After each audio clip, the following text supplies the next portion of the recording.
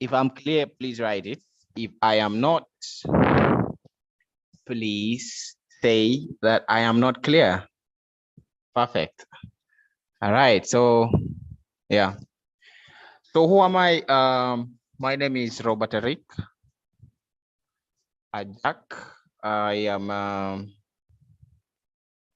coordinator for SafetyComm South Sudan. SafetyComm South Sudan is a program that is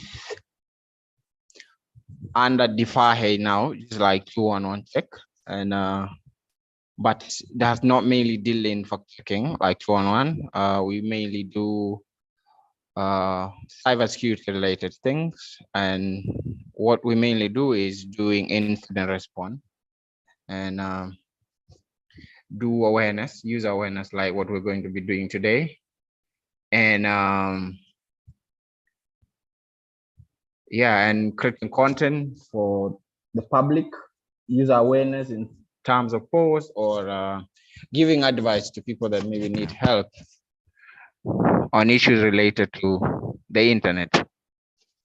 So so that's what that's what we do at SafetyComm. On a personal level, I'm a penetration or let's say a cybersecurity engineer. I do forensic investigation too. So today's session is very, very essential, and I urge everyone to pay attention, close attention to it, because we all love the internet. We all embrace the technology. It's really amazing. It's doing so much work for us, automation and so on.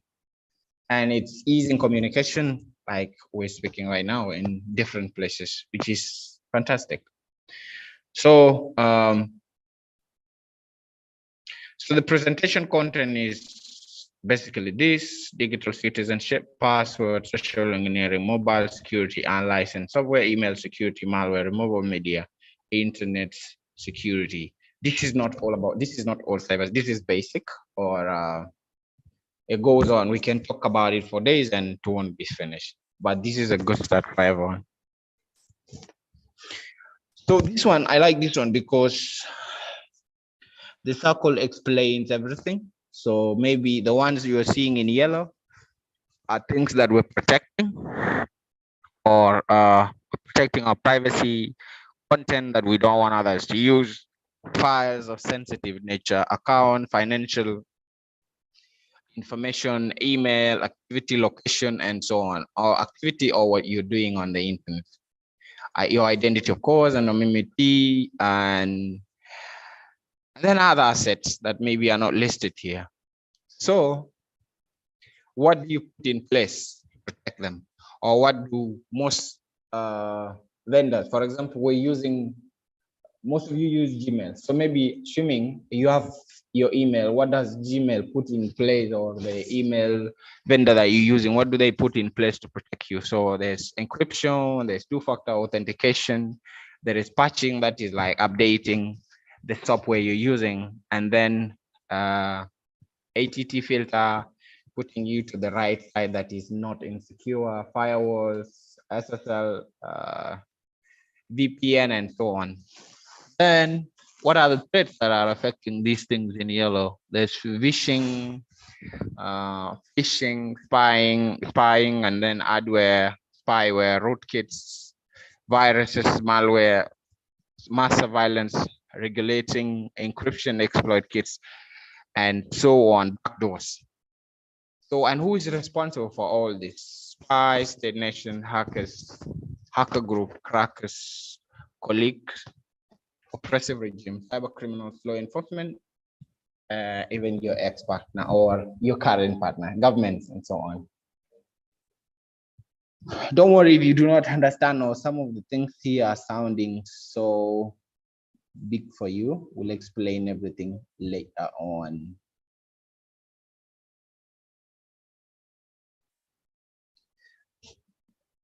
So, first of all, there are no people that are categorized maybe in a certain area that perform this. some people do perform those acts or hack people's account just for fun, because maybe they have not been informed that it is illegal and it is not right, or cyberbully people because they think it's fun, or because they have not been informed. So first of all, before you protect yourself, you have to be a good citizen or digital citizen first, so that you can stand up for yourself, because maybe there are some things you don't know that are your rights online. So you can stand up for yourself, and you can also put a line on knowing that you might hurt someone else. Digital citizenship refers to the responsible use of technology by anyone who uses computers, the internet, and digital devices to engage with society on any level. The meaning of digital citizenship can't be understood without understanding effective social participation. Effective social participation is just like the digital, let's say how we're using it right now. We're using, for example, Facebook for different stuff. So it's something we use like a lot. We participate. You put memes, you put funny stuff, you write news, you share news that are worth reading, and so on. So that is like, yeah. So good digital citizen is one who is able to think, identify the critical need for digital citizenship in a virtually connected world and take steps towards learning and relearning their role in society as a digital citizen. So principles of digital citizenship. So leave a positive digital footprint. This is like, do not cyberbully people. If you cyberbully people, you're leaving a negative one. If you're hacking people's accounts without the information, of course, no one will consent you to hack the account. So if you're hacking people's accounts, that is you leaving a negative digital footprint. If you're putting information that is not supposed to be put out, for example, your nudes, you're leaving a negative one because it will go to the wrong hands if you do not protect it. If you're sharing a misinformation, you're leaving a negative one as well. If you are spreading hate speech, you are leaving a negative one as well. So leave a clean one that does not include any of those that I've mentioned. Be aware that the dangers of strangers. So the strangers can become scammers, they can scam you, they can cyberbully you, and so on. So be aware. Then spread digital literacy. Teach others that are not so good at using the internet or the digital space. For example, there is a there is a person that I saw people were mocking sometime back on Facebook. I think the person did not know how to use Facebook. So what the guy did, he was trying to use this relationship part of Facebook.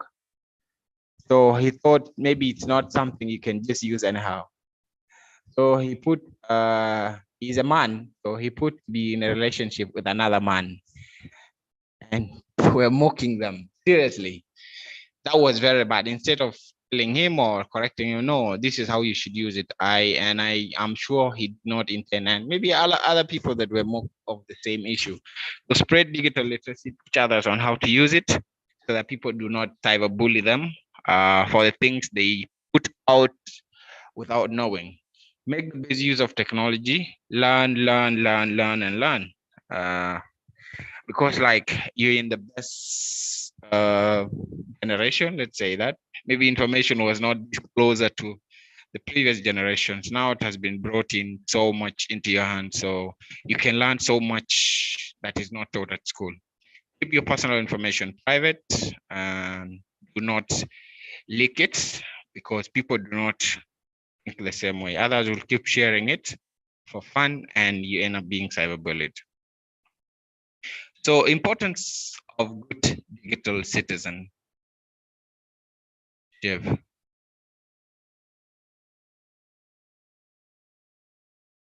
good digital citizenship is very important.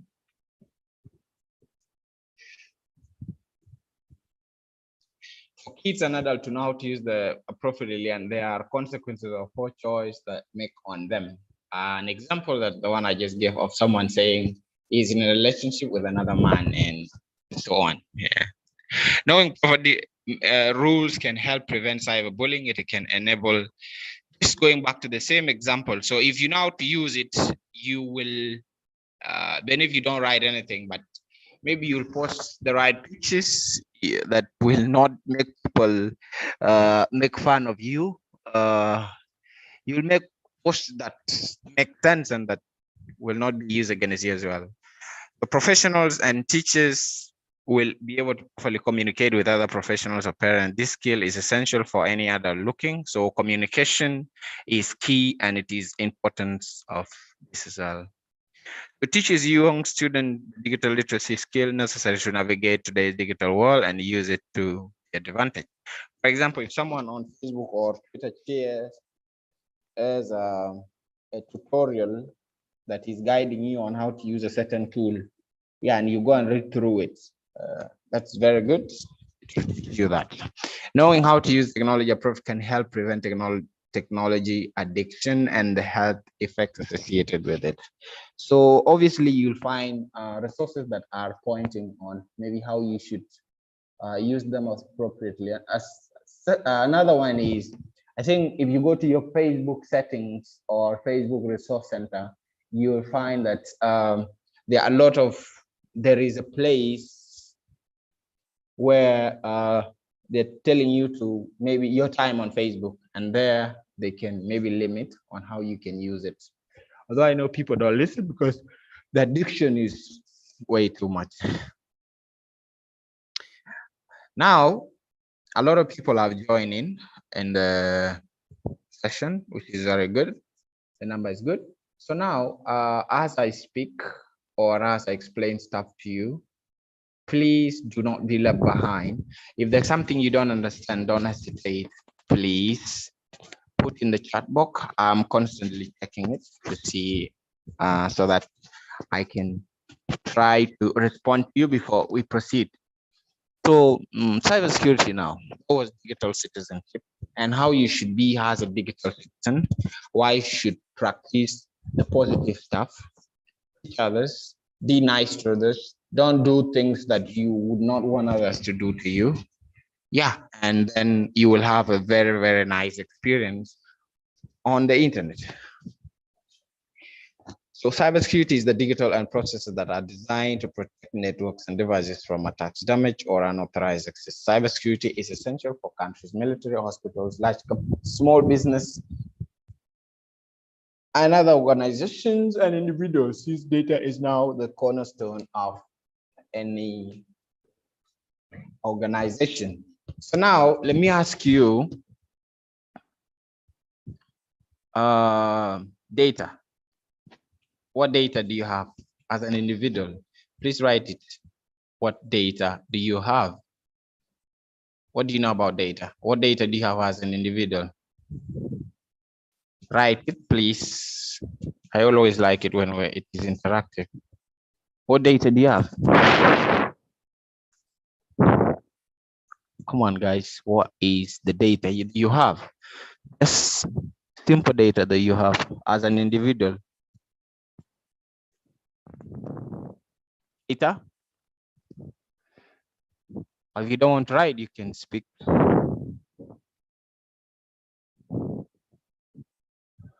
What data do you have? Come on, guys.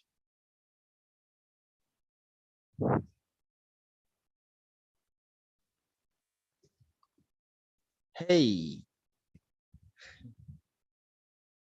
Name, age, gender, password. Perfect. Thank you, Asiki.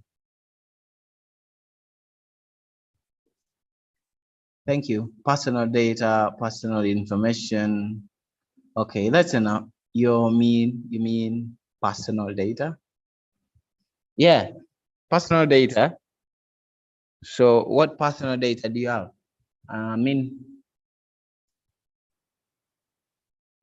What personal data? What are the examples of personal data you understand?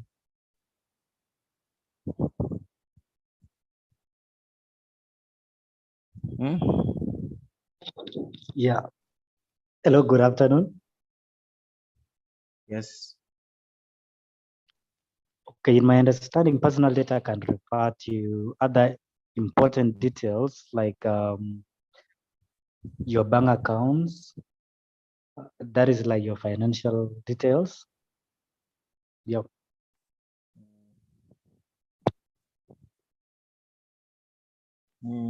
Yeah.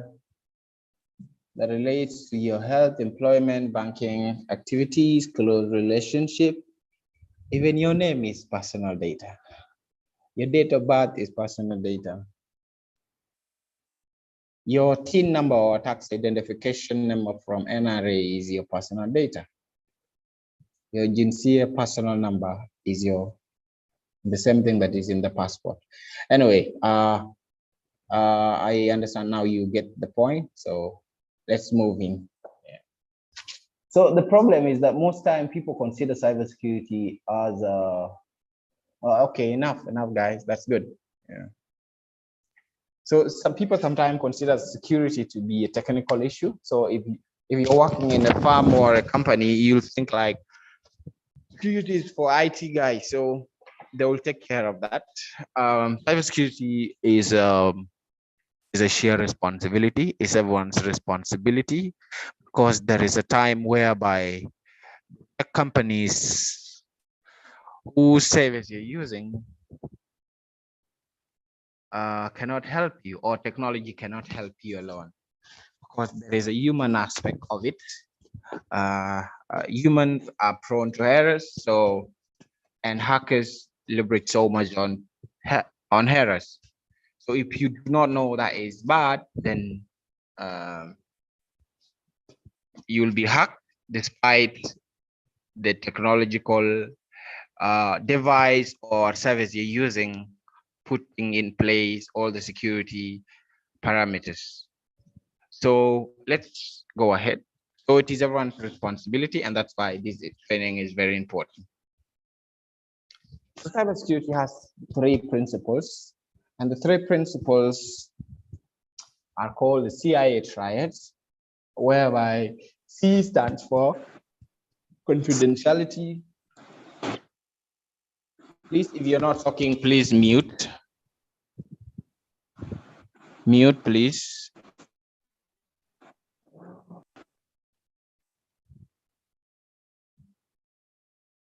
Lasu Simon, please mute your audio. Okay. This is by mistake. Lasu Simon, please mute your audio. Yeah. Thank you. I believe everyone's mute right now. Yeah. No, it's not.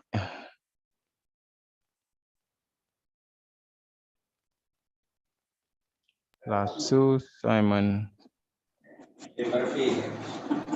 Please mute. Please mute if you're not talking. You're interrupting the session. Please mute. There's someone who was not mute. All right. Great. So cybersecurity focus mainly on these 3 principles: confidentiality, integrity, and availability. And what does each one of them mean? So confidentiality, the principle of asserts that only authorized parties can access sensitive information and functions. Example, military secrets. For example, only people that are in that place, or hospital data. For example, if you go to the hospital and maybe you are sick, you're suffering from a certain disease that will lead the public to stigmatize you, you would not want people to access that information. So it should be between you and your doctor. And maybe, yeah. So should be confidential as much as possible. Yeah. Anyone that sees it minus your permission is a breach of that principle.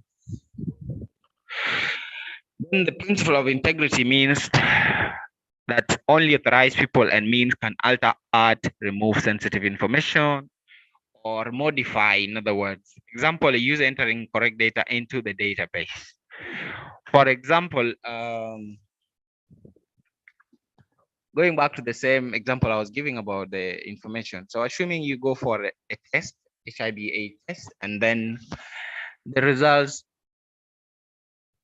are you are negative, then someone who does not like you get access to the information, adds it to be positive.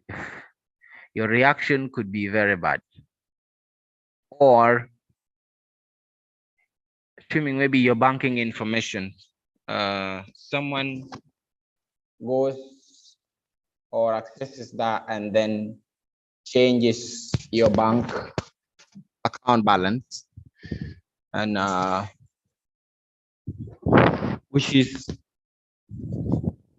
not good. Maybe it will lower the account balance and you will mourn about it so much. So the principle of availability asserts that system functions and data must be available on demand according to agreed upon parameters based on levels of service. Assuming that now you are doing online learning, you're doing long distance learning maybe, and then you are supposed to attend a class, and then the website is shut down. That is the breach of the principle of availability. Or maybe you are using online banking and maybe you're trying to buy something, and then the website is not working. Maybe it has been DDoSed. Then that principle is also breached. So the service that you're trying to use should be available at all times and whenever you need it, according to agreed upon parameters, like I said. Yes, so that's the meaning of those. So now let's go to passwords. So passwords are frequently targeted in any system because people take them lightly, because people like creating simple or generic passwords that are not secure. And some technological companies have actually put in place the requirements for each one or for any account you create. So if maybe you're creating an easy one that you want to be remembering all the time, they'll tell you that it's not meeting the standard. So the standard could include the number of characters that you are, and then the addition of symbols,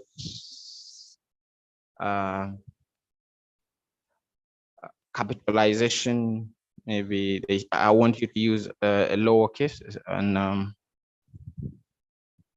an uppercase or one uppercase, and then the number at least. So that you meet the requirement, but still not secure. So they're very important, and it's important that you put in the right ones. Like actually on earlier today, I was listening to a podcast, and then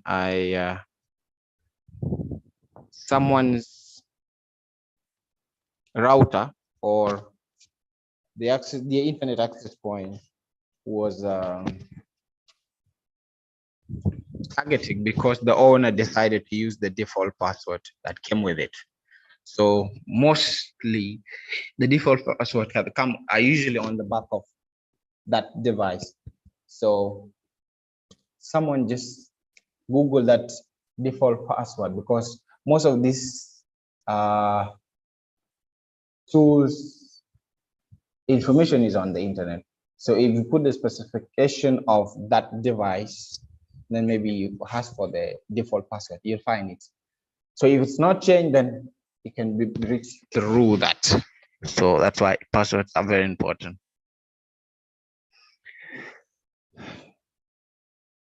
So your ATM bank is a good example of a secure information system. You expect your okay. So some common passwords are here. If you see yours here, please, you need to change. How many see familiar password there?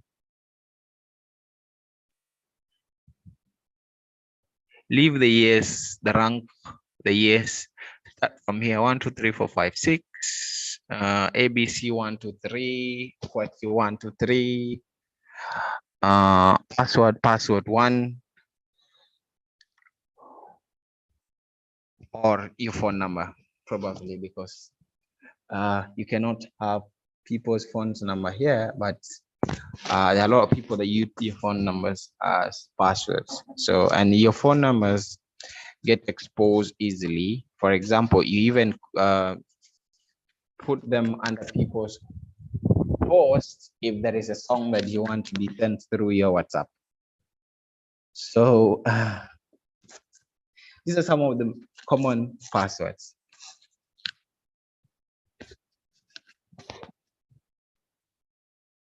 So you should create a password that is hard to crack or that is not easy to get.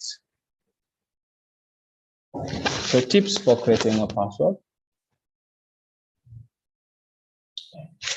So do not use familiar names. Avoid using common words or easily researched facts about yourself, birthday, pet name. A lot of people are using their name plus the date of birth. A lot of people also like using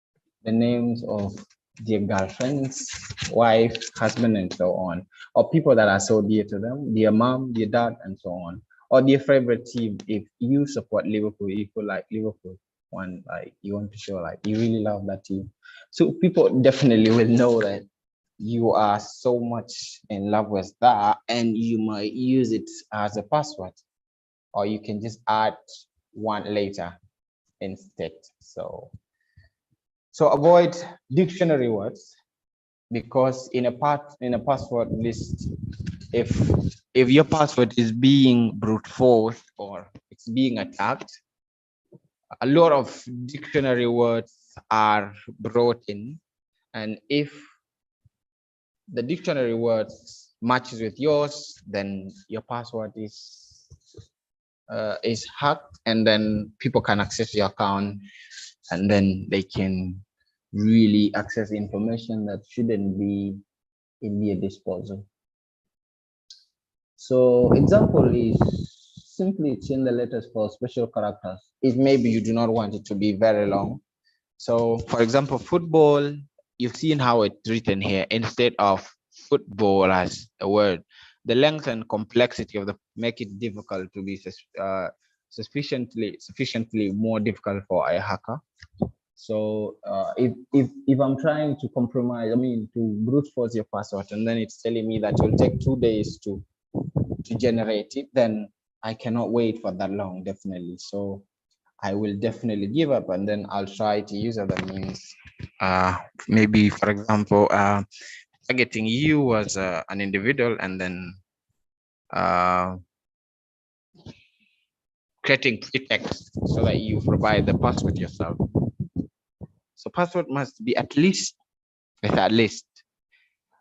characters, like if you want it to be as short as possible, and contain the following uppercase and 1 lowercase later, and numeric characters, and so on.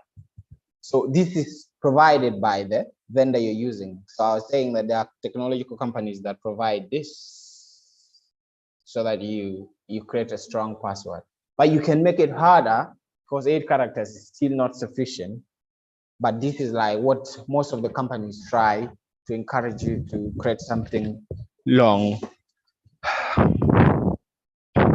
So another way, before maybe we start talking about protecting your password, is not only is it important to create a strong password, but another way is you can use passphrase.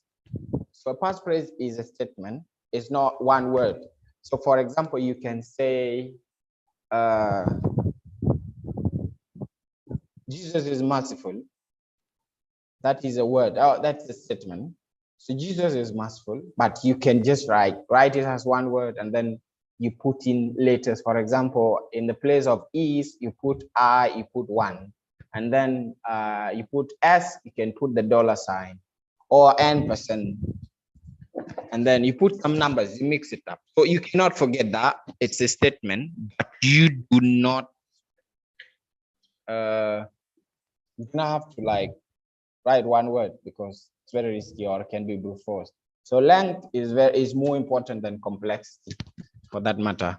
So not only is it important, but those passwords must be protected below address. So do not share your password. Your help desk does not need to know your password. As they have access to the other means to help you restore your system, consider any email or phone call requesting your password is scam, including those one that asks you to send your password so that they can put you for free data. That is a scam. Never do that. MTN, or there's no reputable company that is out there that will ask for your passwords so that they can help you in anything. That's a red flag. Then do not write down your password and store it at a workstation. At your workplace, did you know some companies will hire a security firm to try and find password left by employees in their workstation to test the security policies and training. So assuming that the company that you're working for has policies that are punishable. So if you fail one, you will be liable for punishment.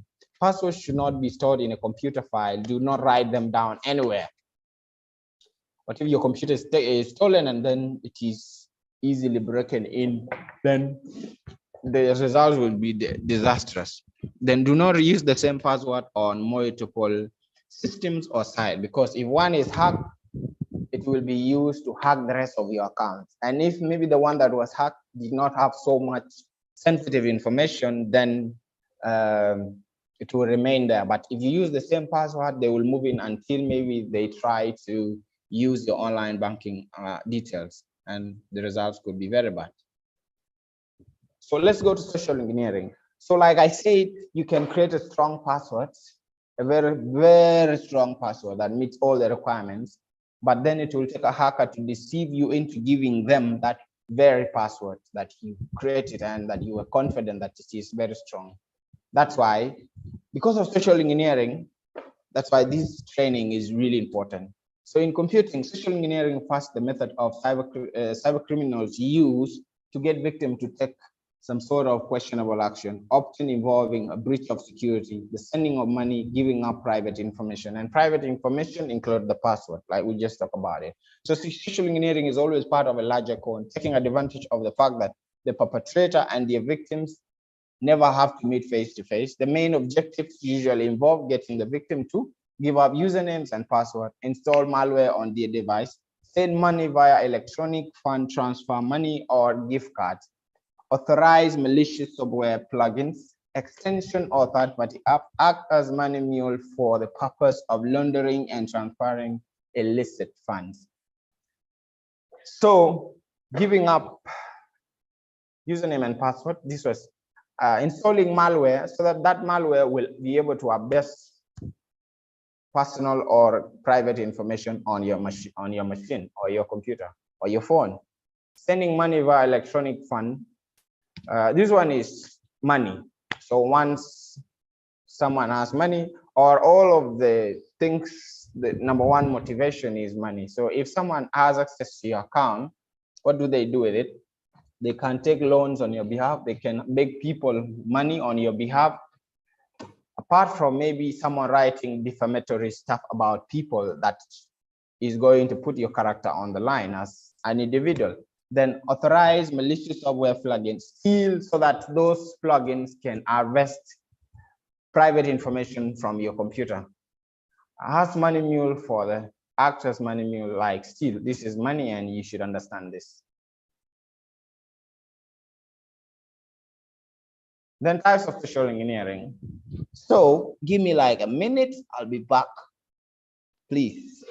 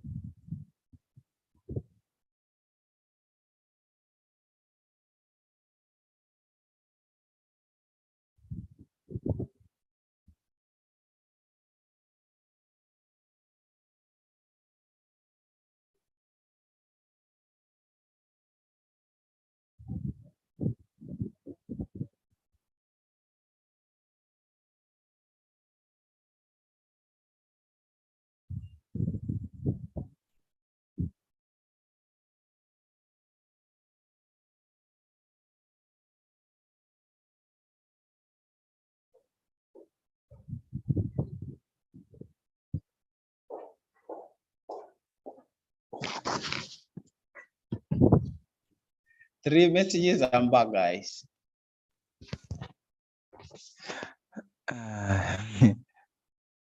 I'm back. You can't hear me now again? Yes, we are getting you. Okay, Welcome thank back. you. Yeah. We are good to So go. types of social engineering. Social engineering, like I said, is an art of deception that makes you perform a questionable action that you would not do in a normal circumstances. Yeah. So phishing is number one. So this one is where they send you an email and then like with a heading that is very, very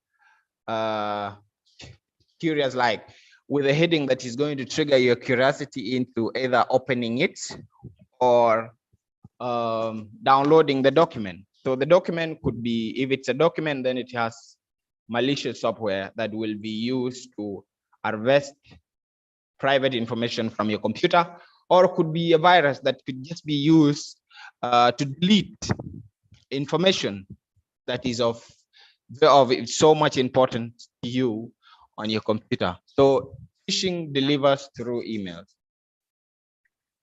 or through, they can send it through your Facebook inbox or any other inbox. So it goes as phishing as well. Phishing is a voice phishing. This one is very common with mobile money guys. They get called, someone call them and say, you know what, I'm from MTN Uganda, and we noticed that your line registration information is incomplete. So please give us all the details so that we can complete.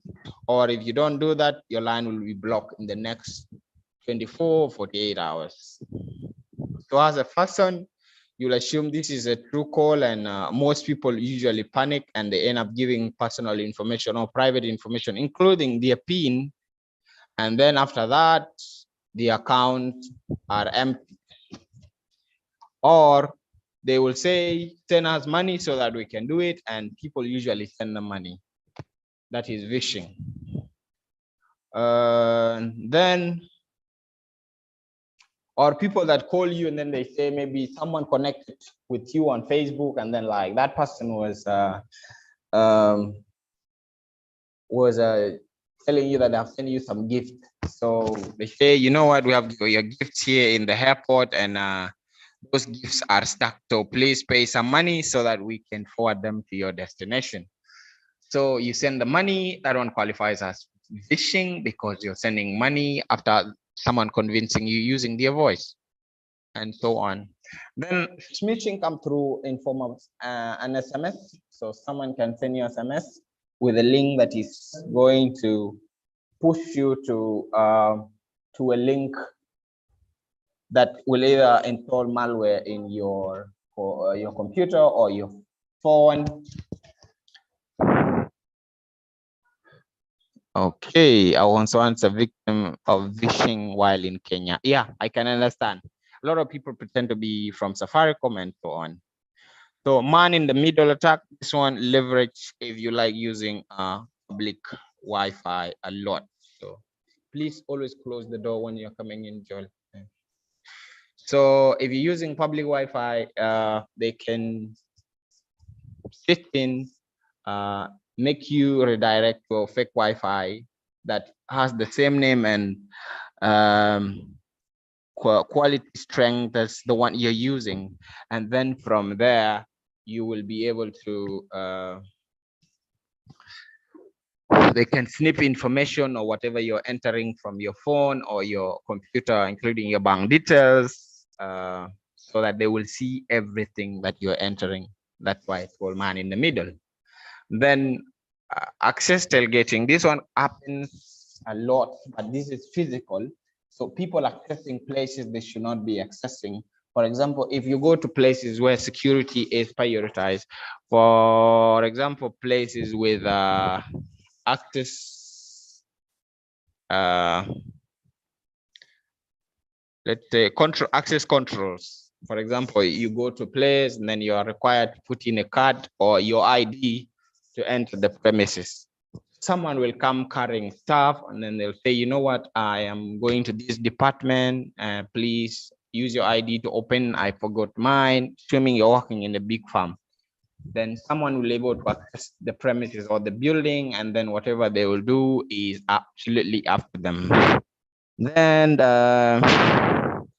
scareware access. Someone, like, if you're just browsing, you're using a browser, and then boom, you're seeing in the right or the left corner of your computer that boom, your computer has a virus. Please download this so that you solve it.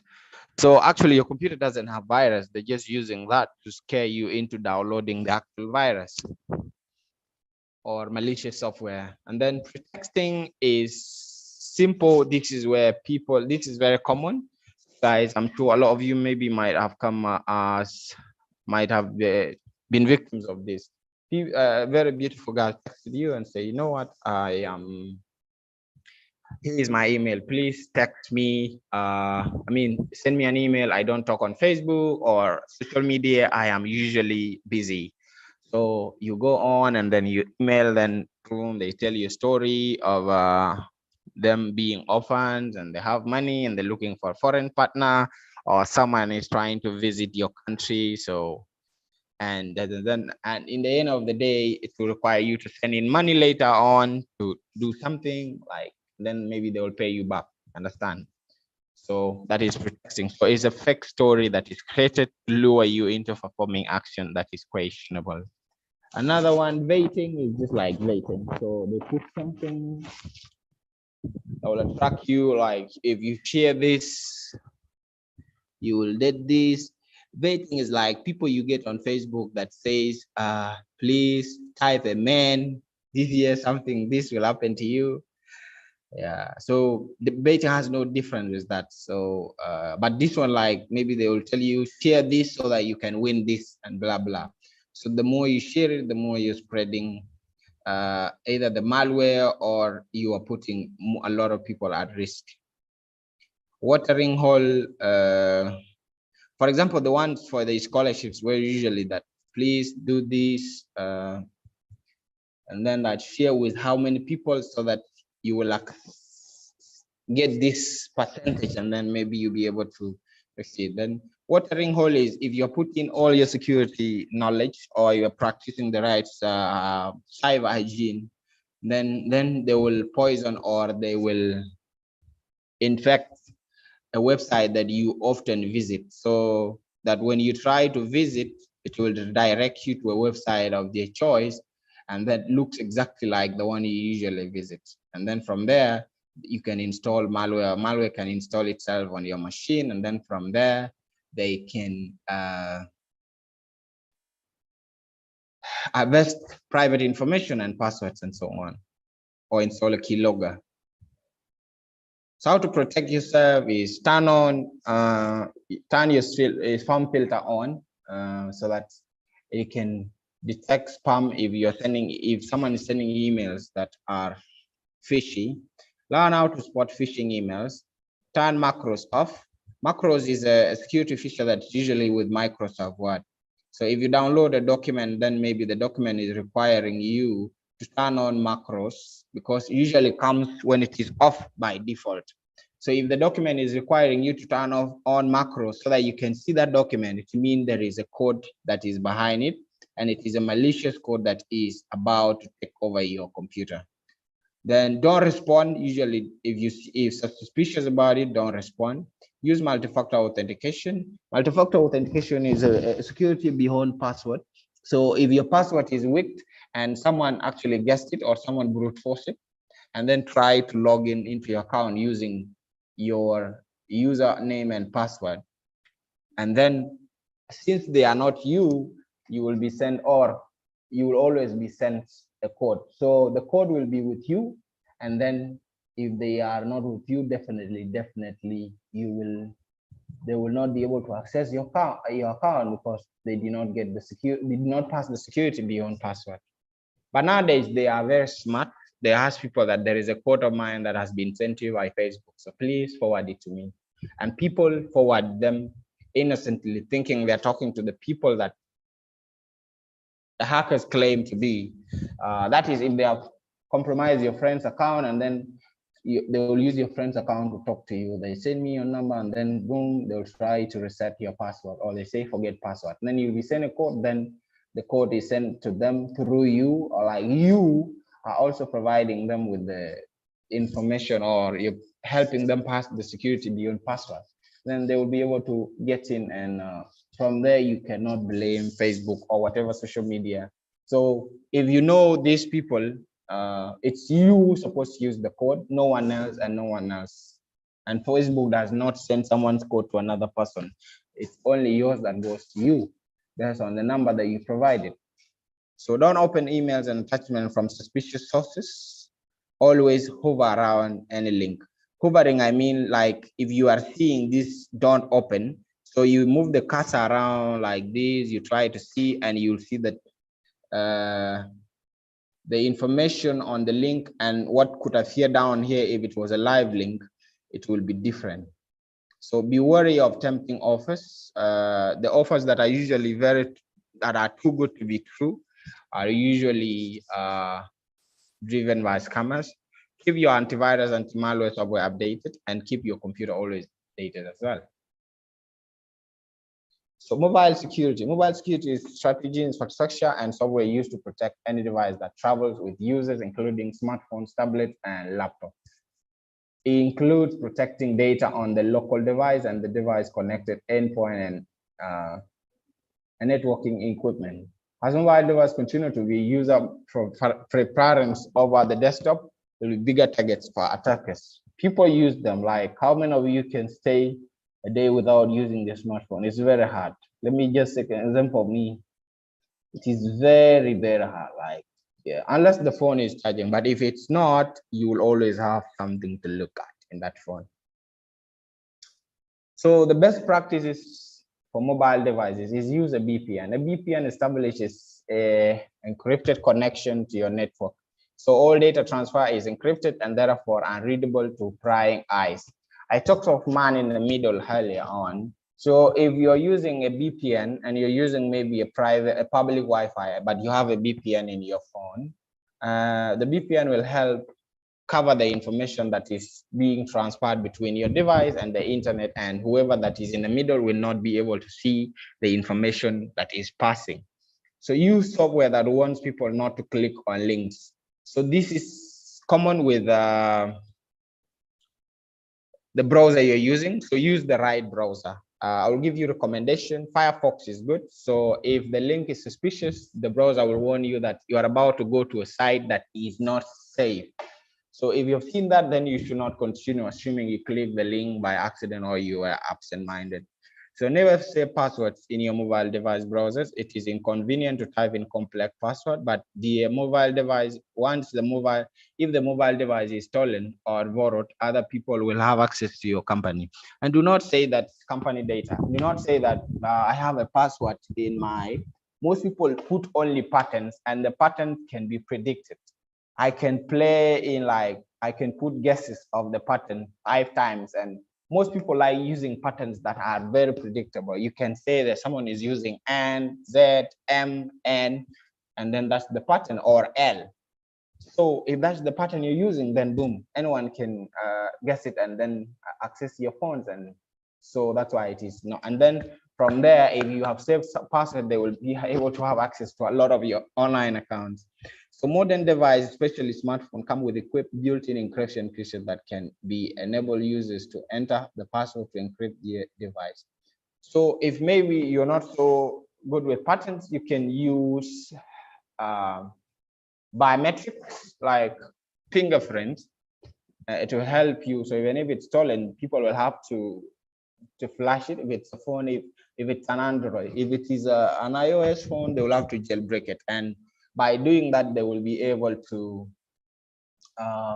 erase a lot of information. So when they have access to the phone, it will be like a brand new phone, and they will not be able to get any information that is putting you in trouble. Then education and instructing employees on the danger to which they expose the organization through their mobile app downloads, and also prohibiting from downloading certain application on their phone. So This one is very important, and it's always good to download stuff from the official App Store or Play Store, depending on which device you're using.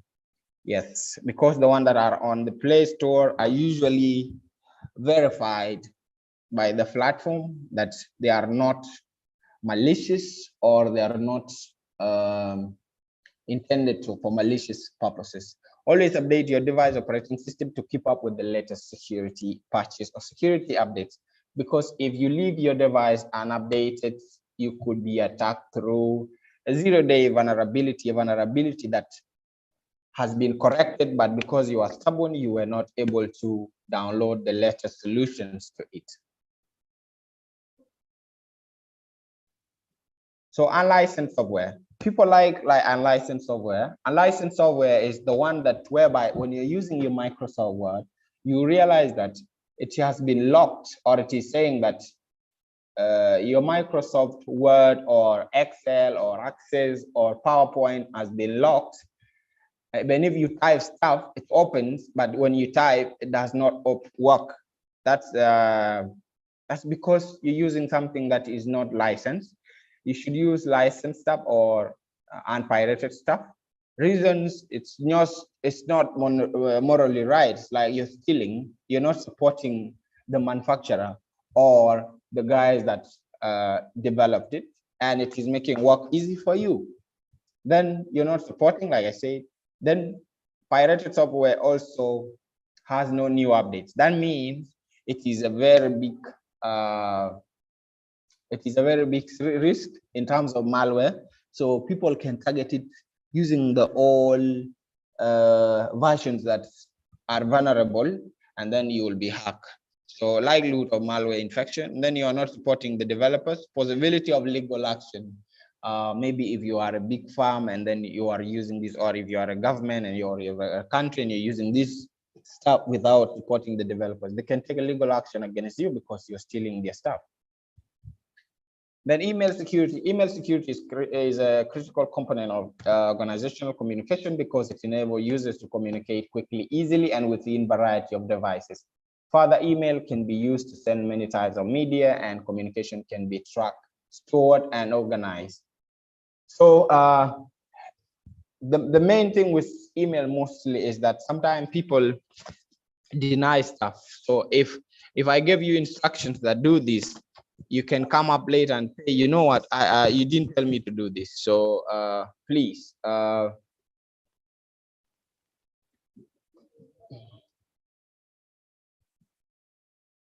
you never say this, but if it is through email, it is very easy for someone to just say, I send you an email on this date at this time and so on. This is the message. So this is why email is, but email is, since it's very commonly used, hackers target it so that they can impersonate people, they can compromise communication, and then deliver phishing emails to harvest sensitive information. Yeah. Common email security threats, social engineering, third-party breaches, malware, fake website that steal data or infect device, man in the middle, spams, and so on. Social engineering, I have talked about it. Third-party breaches are whereby maybe you want to download a document online, and then they ask you to download this document, you have to sign in. And signing in, you have to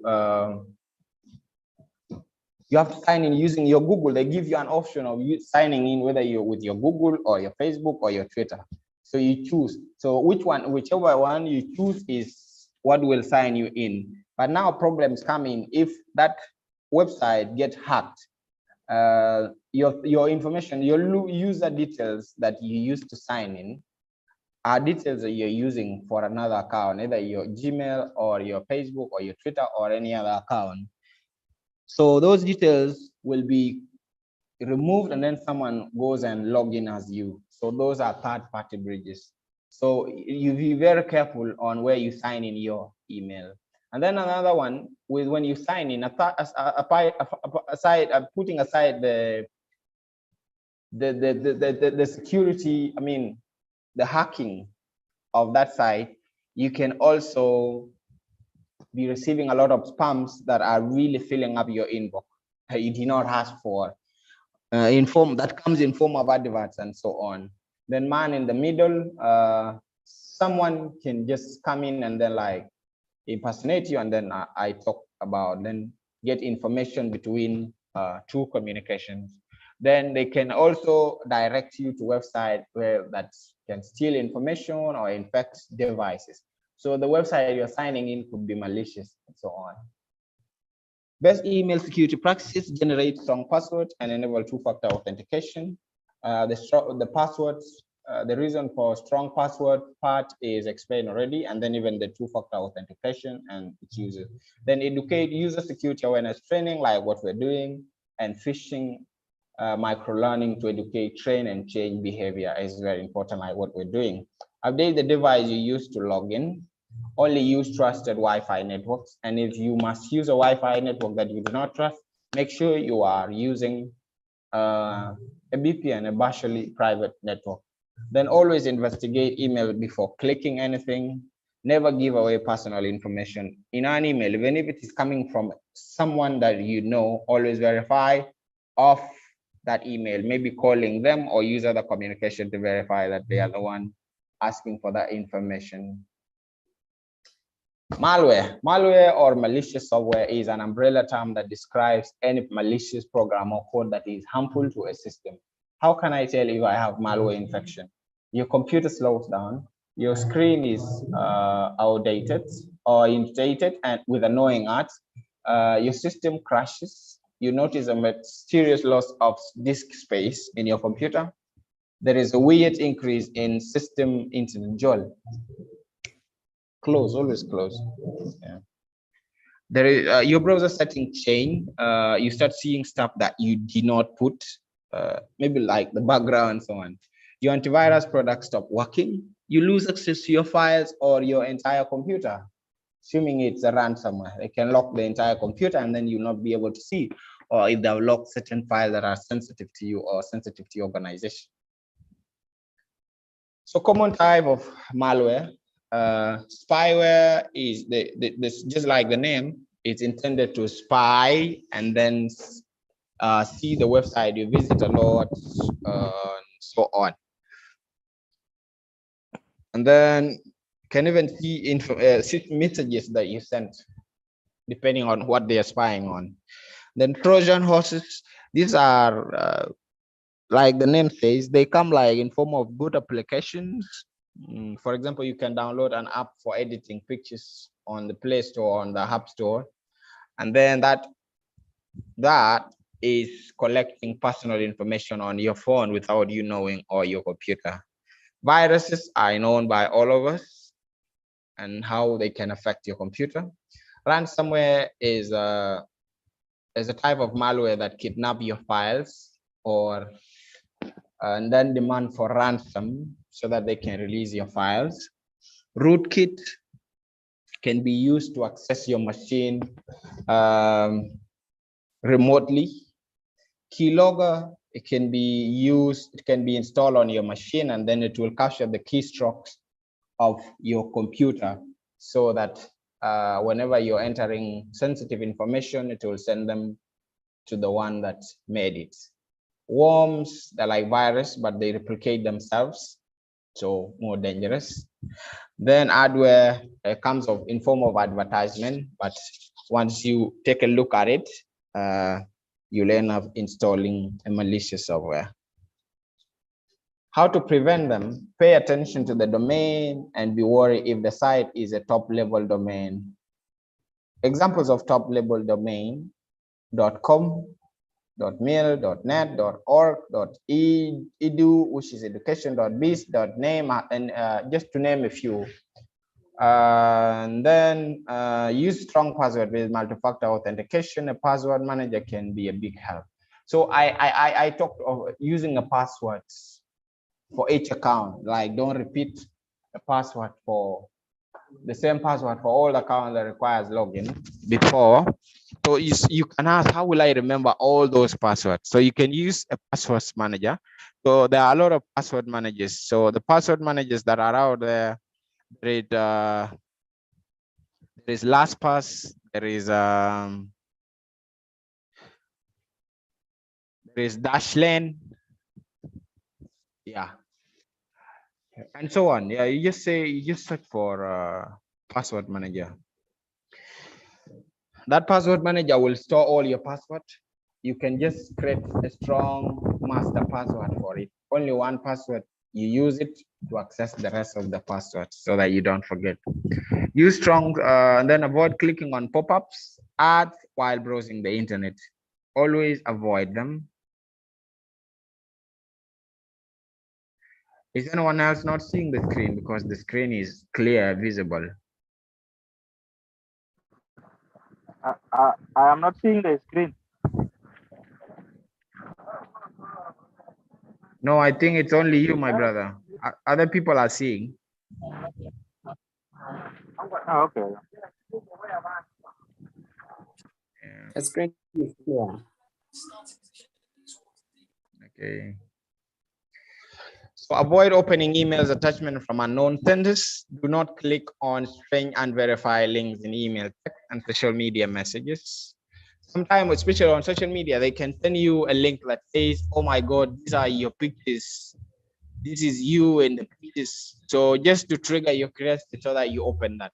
Usually when you open it, you will find where you are asked, please log in your details so that you can see. When you log in, you're actually sending in your username and password.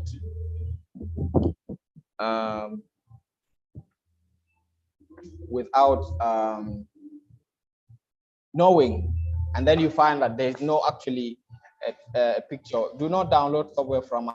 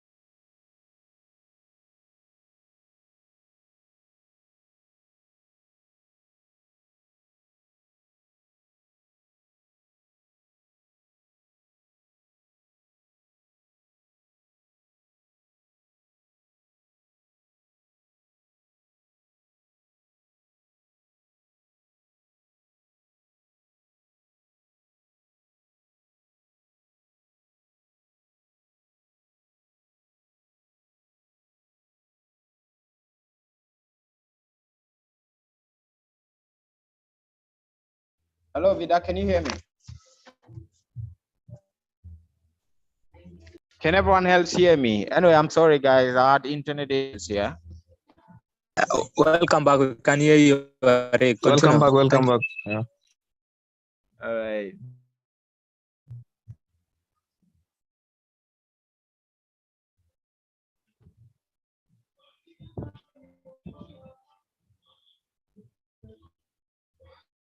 Oh, just a minute.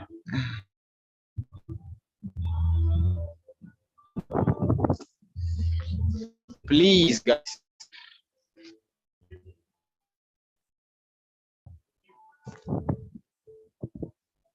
What? I have no issue, but close the door when you're supposed to.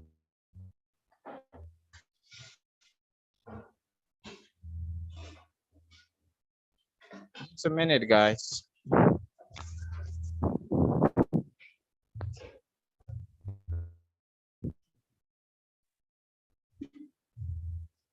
Oh, God.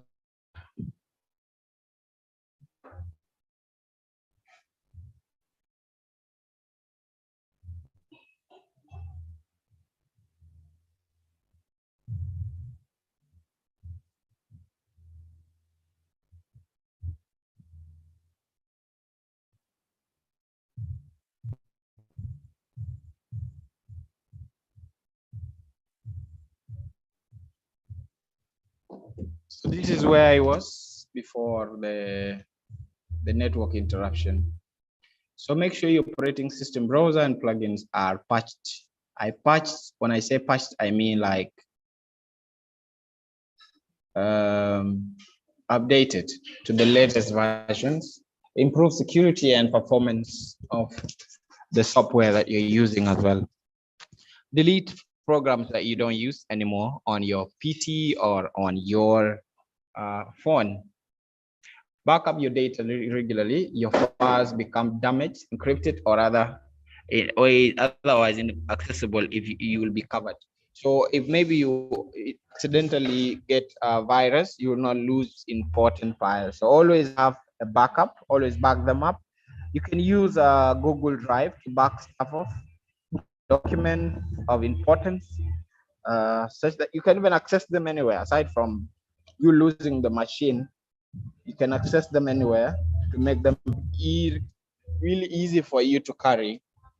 And then download and install a cybersecurity program that actively scans and blocks threat. For example, you can you have antivirus. You can have there's a program that's going on at Seniors. So my apologies if you're hearing the music so loud. Then removable media. Mostly if I throw down a very nice flash disk of 64 gigabyte or more, a lot of people will come and find it. They pick it and want to find out who owns it and want to find what is inside. If it's empty, someone will start using it. So these things can also be infected. Please, guys, pick up quickly so that you close the door. So these removable devices can be infected with malicious software as well, or they can be designed to have backdoors or loopholes that can be used to access your computer remotely, and then the hackers can do a lot of stuff to accessing your computer. Then best practices is plugging in or inputting any trusted remote into your computer is the best protection against the type of attack. Otherwise, preventive would be install, run, and update anti-malware or having antivirus. They can scan them before you open them. Do not enable on-to-run features. These features automatically run whatever programs that are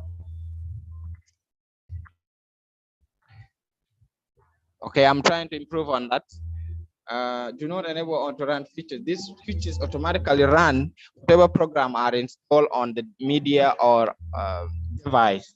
Delete data on your computer, media, once its usefulness has expired. Redundancy of data results in more potential risk. Use ad blocker, a data blocker, There are a lot of free of them on the internet. Use strong passwords and rotate them if you suspect they have been compromised. In other words, go to change your password every 3 months. I think it's a good idea. Internet secure browser security. Use the right browser or add the appropriate extension. Use a password manager. I've explained that. Regularly update your computer system. Even browsers are updated as well. So always update your browser. Don't browse torrents. For those who like downloading movies, this is not the best idea. It has a lot of malware that is hosted there. Antivirus protection is good. Different email accounts is also a good idea. And then always clear your cache. If clearing your cache is like clearing your cache, clearing your browser history is important, because someone might want to touch something using your phone, and if you've been searching for personal things that maybe you might find embarrassing for other people to see, you will be ashamed when the other person open then sees the stuff you've been touching for. So it's always good to clear your cache. If you don't want that, use a browser that does that itself. You can use DuckDuckGo. DuckDuckGo is good. DuckDuckGo, Brave as a browser is good. Firefox is also good. And Start Page is nice as well.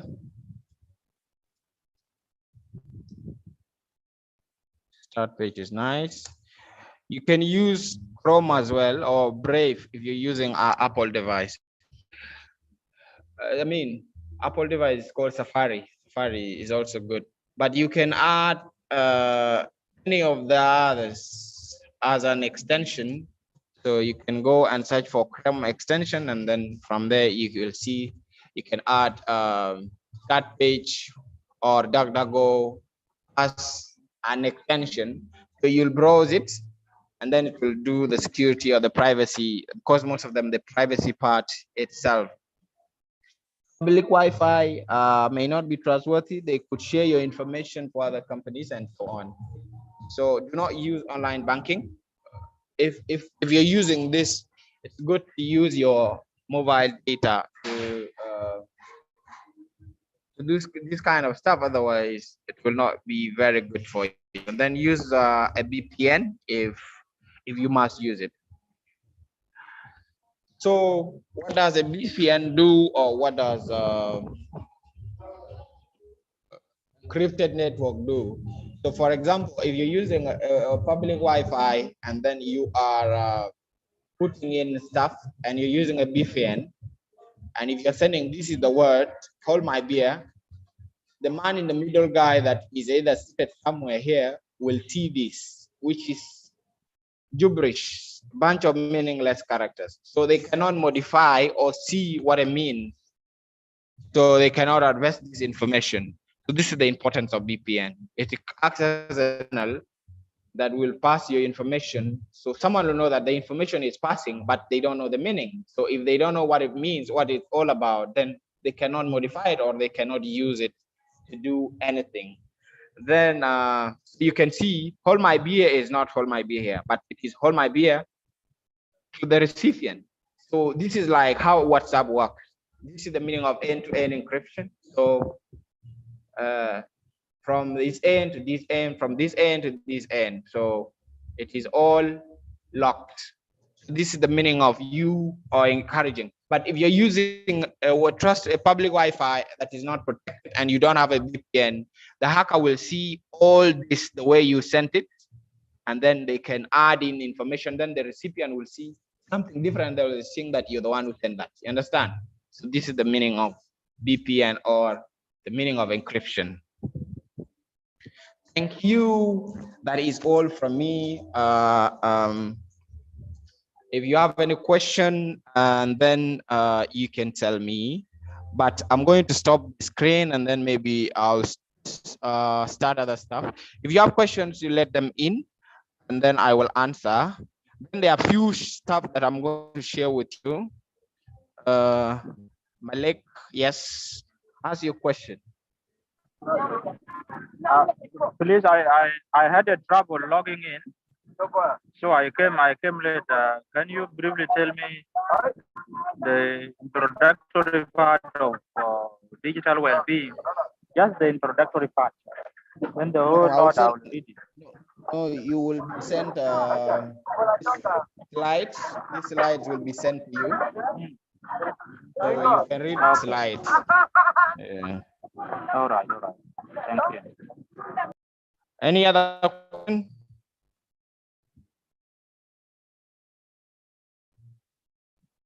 Any other question? Any other question, please? When people keep quiet means maybe they did not even understand what I was saying, is it? No, we have understood. Okay, yes, elect. Okay, thank you for the presentation. I would like to know, is there an app that can defend my Hydrate phone from malware? Yeah, if you have an antivirus, then it can help.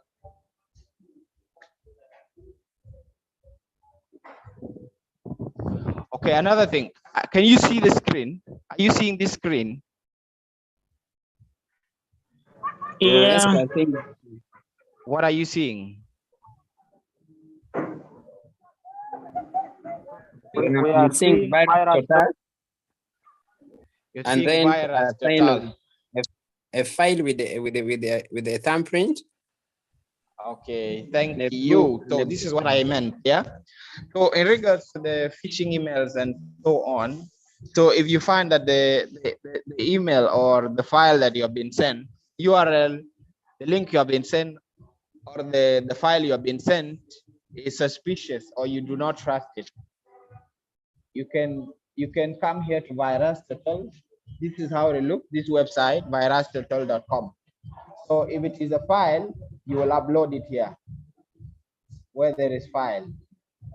If it is a URL or it's a link, you will bring it here where there is a link. And then you will place it here. You can see here, then you can copy, you can paste it. Understand? Huh? So unfortunately, this was not a link. This was maybe a bunch of words that I copied somewhere.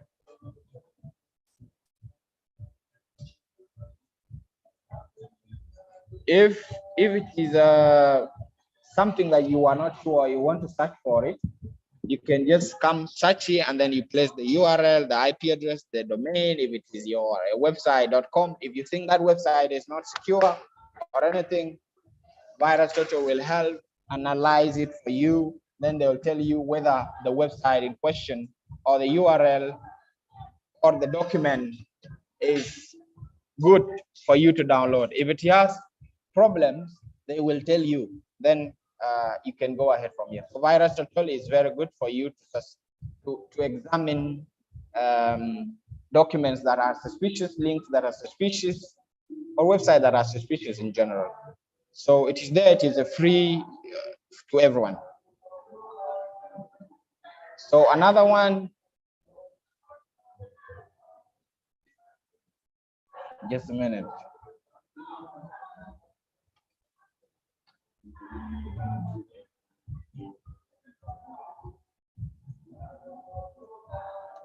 So I'm showing you another way to add extensions.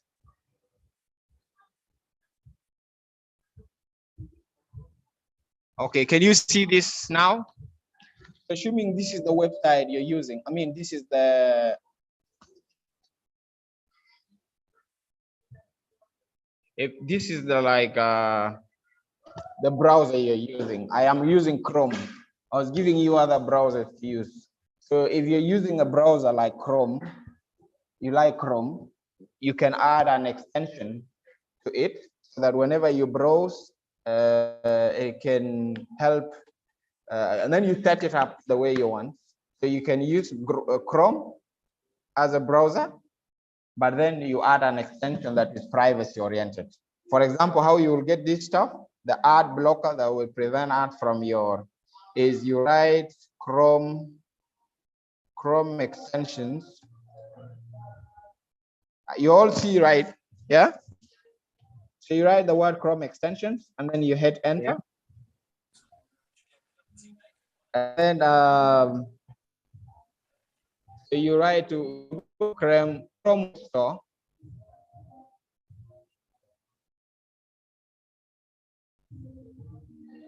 So when you come to Chrome Web Store, here you will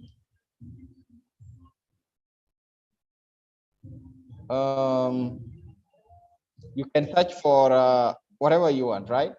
So let's say I'm searching for start page. Start page, sorry about the spelling. Start page, here it is, right? No, this is about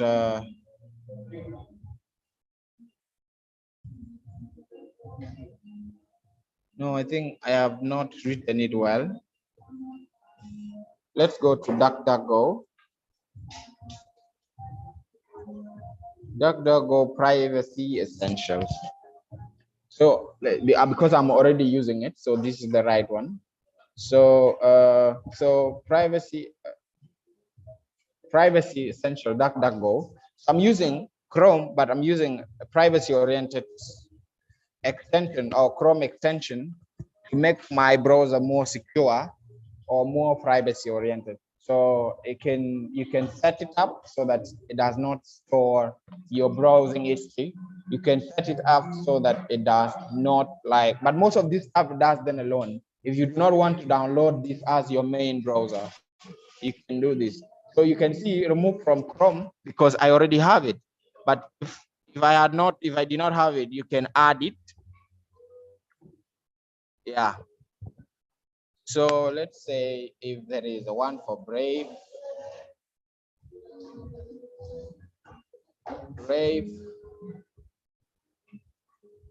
browser. So Brave browser.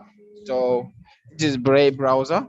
You can add it to your Chrome extension list as well. Yeah. So those are some of the examples, guys, and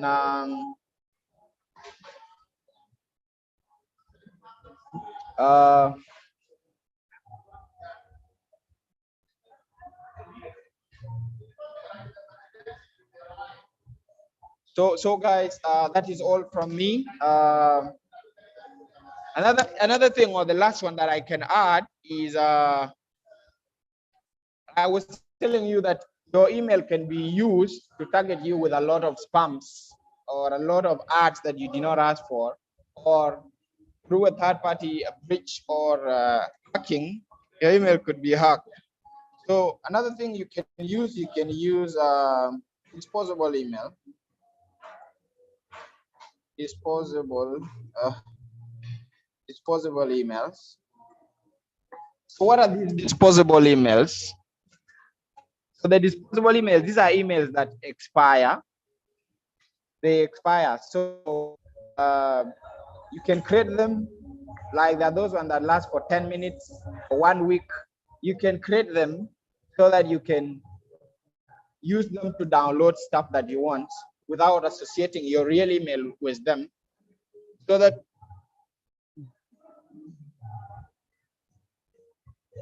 those are not apps. The apps I just shared the name. Brave browser. I shared the names here up. Firefox and so on. The names are there. No, there are apps also. So you can download them as apps on your phone, and then you can use them to browse instead of using Chrome. Yeah. So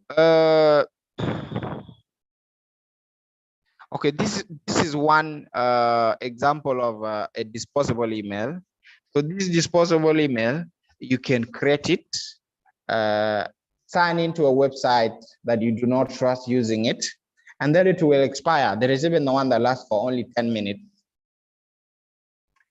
So SL is the best disposable email services, free temporary emails. So you can use them to download stuff that you do not want you to associate your real email with them. So there is 10-minute mail, one of them. There is let me copy the link and then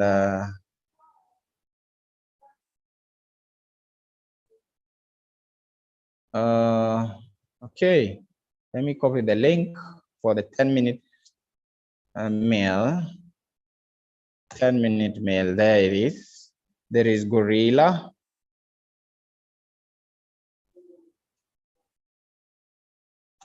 There it is. There is Tap Mail.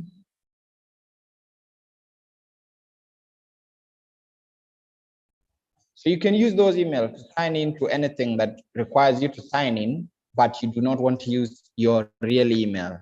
So it will prevent you from receiving a lot of spam emails that are not necessary. And then it will also help you to protect you from third-party hacks, third-party breaches. Yes. So yeah, so that's all for me, guys.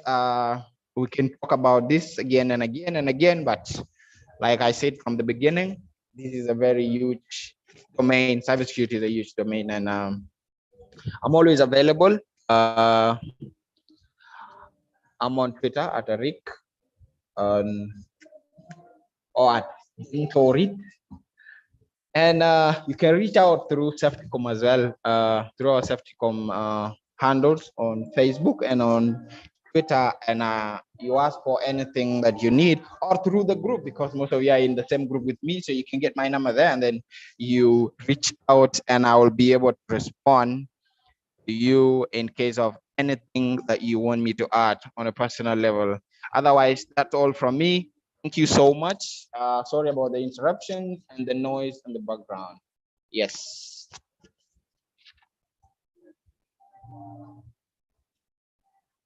Thank you so much, Arik, for the excellent presentation. I hope you guys have been able to learn a lot of things. So do you have any questions? Do you have any questions for Arik, or you guys have learned basics of digital wellness and cybersecurity? I am sharing the attendance register in the chat box.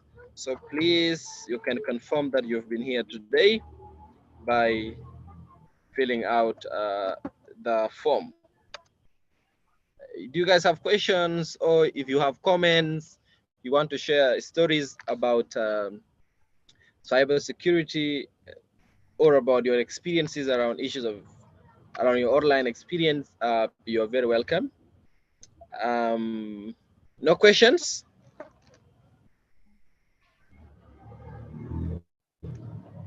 Any questions for Arik?